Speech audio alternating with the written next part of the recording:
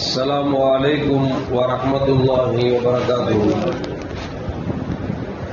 الحمد لله رب العالمين والصلاة والسلام على أشرف المرسلين وعلى آله وأصحابه وأزواجه وذرياته وأهل بيته أجمعين. சங்கைக்கும் மென்மைக்கும் உரிய பெரியோர்களே, சகோதரர்களே, எல்லாம் வல்ல அல்லாஹு ஜல்ல ஜலாலுஹு நாம் செய்யக்கூடிய எல்லா நற்காரியங்களையும் முகஸ்துதியின்றி இஹ்லாஸான முறையில் இறைவனுக்காக மட்டுமே செய்யப்பட்ட நல்வணக்கங்களில் நம் வணக்கங்களை அல்லாஹ் கபூல் செய்து கொள்வானாக.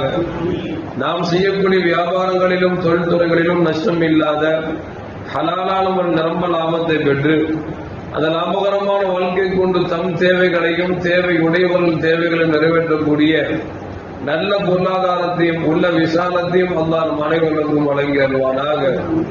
கஞ்சத்தனம் என்கிற தீய பண்பை விட்டு அல்லாஹ் நம்மை பாதுகாத்துக் கொள்வானாக. நம் கரங்களை என்றென்றும் கொடுக்கும் கரங்களாக ஆக்கி அருள்வானாக. யாசிக்கும் கரத்தை விட்டு அல்லாஹ் நம்மை பாதுகாத்துக் கொள்வானாக. நம்மை உலகத்தில் வாழ வைக்கும் காலமெல்லாம் நோய் நொடி இன்றி உள்ள ஆரோக்கியத்தோடு அல்லாஹ் நம்மை வாழ செய்வானாக. அந்த ஆரோக்கியமான வாழ்க்கை கொண்டு அல்லாஹ் ரசூலை நெருங்கக்கூடிய அனைத்து நல்ல குணங்களையும் புரியக்கூடிய நல்ல முத்தகீன்களின் கூட்டத்தில் அல்லாஹ் நம்மை ஆக்கி அருள்வானாக. திடீர் மரணங்களை விட்டும் தீய மரணங்களை விட்டும் நம்மையும் நம் குடும்பத்தையும் நம் சமூகத்தையும் அல்லாஹ் முழுமையான முறையில் பாதுகாத்துக் கொள்வானாக. மருத்துவமனையின் செலவினங்களை விட்டும் வேதனைகளை விட்டும் அல்லாஹ் நம்மை காத்தல்வானாக. நம்மில் யாரெல்லாம் நோயால் பாதிக்கப்பட்டு வீடே கதி என்றும் ஆஸ்பத்திரி கதி என்றும் அல்லல் பட்டும் அவதி என்றும் இருக்கிறார்களோ அத்தனை மக்களுக்கும் வெகு விரைவில் நோயை போக்கி உடல் ஆரோக்கியத்தை வழங்குவதோடு அவர்களை கொண்டு சமூகத்திற்கு பலன் தரக்கூடிய மக்களாக ஆக்கி அருள்வானாக. நாம் இந்த உலகத்தில் வாழ்ந்து மறைகிற நேரத்தில் லா இலாஹ இல்லல்லாஹ் முஹம்மது ரசூலுல்லாஹ் என்ற கலிமாவை மொழிந்து ஜன்னத்துல் ஃபிர்தௌஸை கண்ணால் கண்டு அகமகிழ்ந்து சிரித்தவனமாக மரணிக்கக்கூடிய நல்வாக்கி பெற்ற மக்களில் அல்லாஹ் நம்மை ஆக்கி அருள்வானாக. மரணித்தும் மரணிக்காத இறைநேசர்கள் கூட்டத்தில் அல்லாஹ் நம்மை ஆக்கி அருள்வானாக. நாளை மறுமையில மாணவி முஹம்மது ரசூலுல்லாஹி ஸல்லல்லாஹு அலைஹி வஸல்லம் அவர்களின் திருக்கரங்களால் ஹவுதுல் கௌசர் என்கிற தடாகத்தில் நீர்வருகி அன்னாரின் ஷஃபாத்தை பெற்று அன்னாரின் கரம் எடுத்து ஜன்னத்துல் ஃபிர்தௌஸ் என்ற உயர்ந்த சொர்க்கத்தில் அவரோடு அல்லாஹ் நம்மை சங்கமிக்க செய்வானாக. எல்லாவற்றுக்கும் மேலாக இறை அன்பை பெற்று இறைவனை பார்த்து பரவசம் அடையக்கூடிய அவருடைய லிக்காவையும் ரிலாவையும் பெற்ற மக்களில் அல்லாஹ் நம்மை ஆக்கி அருள்வானாக. அருமையான மோமின்களே, கண்மணி முஹம்மது ரசூலுல்லாஹி ஸல்லல்லாஹு அலைஹி வஸல்லம் பழக்கம் உண்டு. என்னவென்றால், நபிகள் நாயகம் ஸல்லல்லாஹு அலைஹி வஸல்லம் அவர்கள் ஒவ்வொரு நேர தொழுகைக்கும் வந்த பிறகு பின்னால் யார் யாரெல்லாம் தொழுகு வந்திருக்கிறார் என்று பெருமானார் ஸல்லல்லாஹு அலைஹி வஸல்லம் அப்பொழுது அவர்கள் கண்காணித்துக் கொண்டே இருப்பார்கள். தொழுகு வரக்கூடியவர்கள் யாராவது ஒருவர் வரவில்லை என்று சொன்னால் முஹம்மது ரசூலுல்லாஹி ஸல்லல்லாஹு அலைஹி வஸல்லம் அவரை பற்றி விசாரிப்பார்கள். இந்த தோழர் ஏன் இன்றைக்கு வரவில்லை என்று கேட்பார்கள். சஹாபாக்கள் சொல்வார்கள், யார் ரசூலல்லாஹ், அவர்கள் வியாபாரத்திற்காக வெளியூருக்கு சென்றிருக்கிறார் என்று சொன்னவுடன் பெருமானார் ஸல்லல்லாஹு சொல்வாங்க, அந்த தோழர் எந்த வியாபாரத்துக்கு சென்றிருக்காரோ அந்த வியாபாரத்தில் வென்று அவர் நல்ல லாபத்தோடு வரட்டும் என்று பெருமானார் ஸல்லல்லாஹு அவர்கள் துஆ செய்வார்கள். இல்லை யார் ரசூலல்லாஹ், இந்த தோழருக்கு உடல்நலம் குன்றிவிட்டது என்று சொன்னால் பெருமானார் ஸல்லல்லாஹு அலைஹி வஸல்லம் அவர்கள் அவரின் ஆரோக்கியத்திற்காக நோயை நீக்குவதற்காக அல்லாஹ்விடத்தில் துஆ செய்வார்கள். சில நாட்கள் கடினம் வரவில்லை என்று சொன்னால் நோயாளியாக இருந்தால் வீட்டுக்கே சென்று அவர்கள் விசாரித்து அவருக்காக துஆ செய்யக்கூடிய பழக்கம் பெருமானார் ஸல்லல்லாஹு அலைஹி வஸல்லம் உண்டு. இந்த பழக்கத்தை நம்மளும் வச்சுக்கணும். பள்ளிவாசலுக்கு வர்றோம், யார் யார் வர்றாங்க நமக்கு தெரியுது. ஒரு நபர் வந்து ஒரு மாசமா வரல அப்படின்னா ஏதோ ஒரு பிரச்சனை இருக்கு. டெய்லி பள்ளிக்கு வரவரு வரல அப்படின்னா ஒண்ணு ஊருக்கு போயிருக்கணும். ஊருக்குனால ஒரு நாள் போகலாம், 3 நாள் போகலாம். ஒரு மாசம் ஆளை காணோம் அப்படின்னா விசாரிக்க, நீங்க ஆளை காணாம ஆஜியார் தொழு வந்தாங்களே, ஒரு மாசமா வரலையே, என்ன ஆச்சு ஏதாச்சுன்னு விசாரிக்கும். இப்படி ஒருவேளை அவர் வெளிநாட்டுக்கு போயிட்டாரு, இல்ல வியாபாரத்துக்கு போயிருக்காரு அப்படின்னா நபியின் பண்பாடு என்ன, அவர் சென்ற அந்த வியாபாரத்தில் பரக்கத் செய்வதற்காக துஆ செய்வாங்க. நம்மளும் என்ன செய்யணும், வியாபாரத்துக்கு இருக்காங்களா, அல்லாஹ் கை நிறைய அவருக்கு லாபத்தோட ஊருக்கு திருப்பி அனுப்பிட்டோம் அப்படின்னு செய்யணும், துவா செய்யணும். நோயாளியா இருந்தா அவருடைய நோய்க்கு போறதுக்காக நம்ம செய்யணும், ஆரோக்கியத்துக்கு துவா செய்யணும். இது ஸல்லல்லாஹு பண்பாடு என்பது மட்டுமல்ல, இது ஒரு சுன்னத்தான காரியம். அப்படி ஒரு நாள் அன்சாரி தோழர் தினந்தோறும் பெருமானார் ஸல்லல்லாஹு பின்னால தொழுவாங்க. ரொம்ப நாளா தொழுவும் போது ஸல்லல்லாஹு அலைஹி பிரியத்தை எப்படியோ வாங்கிட்டாங்க அவங்க. ஒரு நாள் அந்த தோழர் வரல.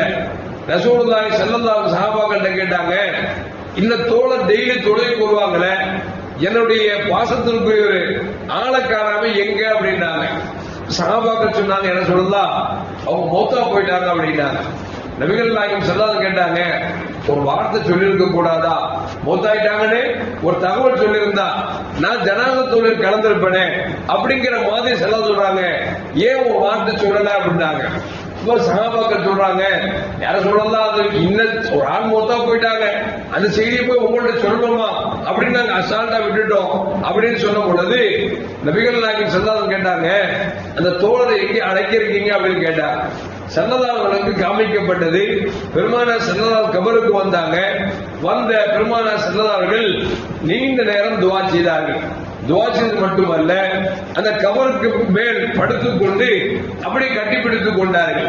சஹாபாக்களுக்கு ஆச்சரியமா போச்சு, என்ன யார சொல்லலாம், விதர்ப்பமாக இருக்கிறதே, மரணித்தவர் கபரை நீங்கள் கட்டிப்பிடித்துக் கொண்டீர்கள், என்ன காரணம் என்று கேட்ட பொழுது நபிகள் நாயகம் ஸல்லல்லாஹு சொன்னாங்க, இந்த கபருக்கு நல்லவர் கெட்டவர் தான் தெரிய, பணக்கார ஏழெல்லாம் தெரிய, கபருக்கு ஒரு பழக்கம் என்ன அப்படின்னா, ஒரு மனுஷனை உள்ள வச்ச உடனே கபருக்கு பழக்கம் நெருக்கக்கூடிய பழக்கம் உண்டு. எந்த அளவுக்கு என்று சொன்னால், பெருமானார் ஸல்லல்லாஹு இன்னொரு நிகழ்ச்சி சொல்லுவாங்க, ஒரு சஹாபி அடக்கிடுவாங்க. அந்த சஹாபி அடக்கும் பொழுது ஸல்லல்லாஹு எப்படி நடந்து வருவாங்க, ஜனாஸா தொழுகையில தன்னுடைய பெருவிரலை நட்டி நட்டி நடந்து வருவார்கள். சஹாபாக்கள் கேட்டாங்க, யார சொல்லுதா, என்ன நீங்க ஜனாஸால நீங்க பெருவிரல் நடந்து வர்றீங்களே, என்ன காரணம்னு, இந்த ஜனாஸாவுடைய தொழுகையில் கலந்து கொள்வதற்காக மலக்குமார்கள் சாலை சாலையாக வந்திருக்கிறார்கள், அவர்கள் நெருக்கத்தின் காரணமாக என்னால் சரியாக நடக்க முடியவில்லை என்று சொன்னார்கள் பெருமானார் ஸல்லல்லாஹு அலைஹி வஸல்லம். அந்த தோழரை கபர்ல வச்ச உடனே அந்த கபர் என்ன செய்யுது அப்படின்னா அப்படியே நெருக்குது, சத்தம் கேட்கிறது, சடச்சட வேண்டி சத்தம் கேட்குது. ஸல்லல்லாஹு சொன்னாங்க, அல்லாஹு அக்பர் அல்லாஹு அக்பர் என்று தக்பீர் சொல்லி அந்த ஜனாஸாவுக்கு துஆ செஞ்சாங்கன்னு சொல்லி வேறொரு நிகழ்வு வருகிறது. இந்த தோழரை ஸல்லல்லாஹு சொல்றாங்க, இந்த கபர் இருக்குது, நல்லவரும் தெரியாது கெட்டவரும் தெரியாது, பணக்கார ஏழை எதுவுமே தெரியாது, ஆளை போட்டு உள்ள வச்சுட்டா அதோட வேலை என்ன அப்படின்னா கபர் நெருக்கக்கூடிய வேலைதான் அதுக்கு பழக்க வழக்கம். அதனால இந்த கபர் அவர் நெருக்க கூடாது என்பதற்காக நான் அதை கட்டிப்பிடித்து நான் அல்லாஹ்விடத்தில் துஆ செய்தேன் என்று பெருமானார் ஸல்லல்லாஹு சொல்றாங்க. ஒரு மரணித்து விட்ட மோமினுக்காக மோமின்கள் இறக்கப்படுகிற பொழுது அந்த இரக்கத்தை கொண்டு அல்லாஹ் ஜல்லல்லாஹு கபரின் வேதனை விட்டு பாதுகாக்குகிறான் என்று கண்மணி முஹம்மது ரசூலுல்லாஹி ஸல்லல்லாஹு சொல்றாங்க. அப்படின்னா அருமையான மக்களே, மலக்குமார்கள் சாரசாரே வந்த அந்த மையத்திற்கே கபர் நெருக்குது அப்படின்னா அல்லாஹ் காப்பாற்றணும். நம்ம எல்லாம் ஒரு பெரிய அமல் செய்யல, செஞ்சாமல் அல்லாட்ட கபூலாச்சா இல்லையான்னு தெரியல. நம்மள நாளைக்கு நம்ம செஞ்சாமல அல்ல நமக்கு சொர்க்கம் தரானா நரகம் தரானா தெரியல. கபருடைய வாழ்க்கை மோசமான வாழ்க்கை என்று சொன்னால் கபரில் கேட்கப்படக்கூடிய கேள்விகளுக்கு சரியான ஒரு பதில் சொன்னாதான் அடுத்த கட்டத்துக்கு போக முடியும்.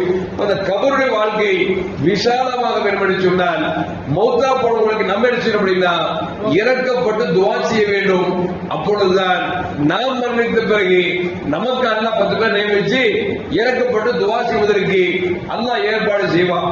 அதனால மரணித்த மூமின்களுக்காக நிறைய துஆ செய்ய வேண்டும். அந்த துஆ அது நமக்கு பின்னால் அது நமக்கு வந்து சேரும் என்பதில் எந்த மாற்று கருத்தும் அல்ல. எல்லாம் வல்ல அல்லாஹ் ஜல்லல்லாஹு இம்மையிலும் மறுமையிலும் சுகபோகமான எந்த விதமான நெருக்கடியும் இல்லாத சிறந்த வாழ்க்கை பெற்ற மக்களாக அல்லாஹ் நம்மை ஆக்கி அருள்வானாக. அஸ்ஸலாமு அலைக்கும் வரஹ்மத்துல்லாஹி வபரகாத்துஹு. ஸல்லல்லாஹு அலா முஹம்மத்